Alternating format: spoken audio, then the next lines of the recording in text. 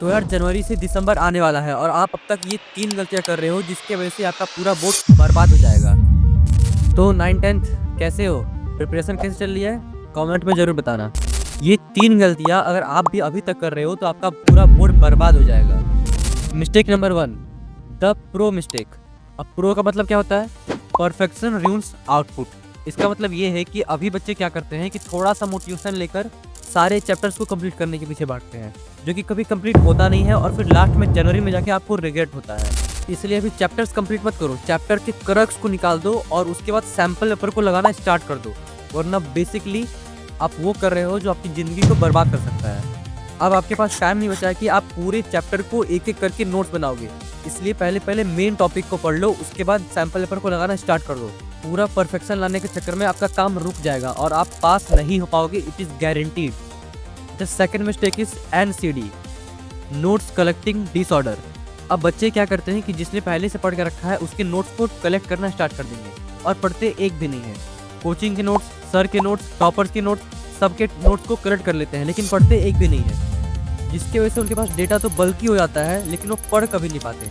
इसीलिए कोई भी नोट्स कलेक्ट मत करो, सारे चैप्टर का क्रक्स निकालकर सैम्पल पेपर लगाना स्टार्ट कर दो। Sample paper is most important thing for class 10th। The third and the last mistake is more important. SSE means study without exclusion. अब किसी को मोटिवेशन आएगा और वो पूरा चैप्टर को कंप्लीट करने के लिए बैठ जाएगा। सिर्फ पढ़ेगा, प्रैक्टिस नहीं करेगा, सिर्फ पढ़ेगा, क्वेश्चन सॉल्व नहीं करेगा, सिर्फ पढ़ेगा लेकिन सैम्पल पेपर सॉल्व नहीं करेगा। और ये मिस्टेक बिलीव मी आपको बर्बाद कर देगा। जब तक आप सैम्पल पेपर प्रैक्टिस नहीं करोगे तब तक आपका एक भी नंबर अच्छे से नहीं आने वाला है, because sample paper is most important thing for class 9 and 10th। अब तुम लोग सोच रहे होगे कि सैम्पल पेपर करने से मिलता क्या है। तो जब आप सैम्पल पेपर सॉल्व करना स्टार्ट करते हो तो आपको बेसिक आइडिया मिल जाता है कि आपके रियल बोर्ड एग्जाम में किस तरह का पेपर आएगा और किस तरह के क्वेश्चन बनेंगे।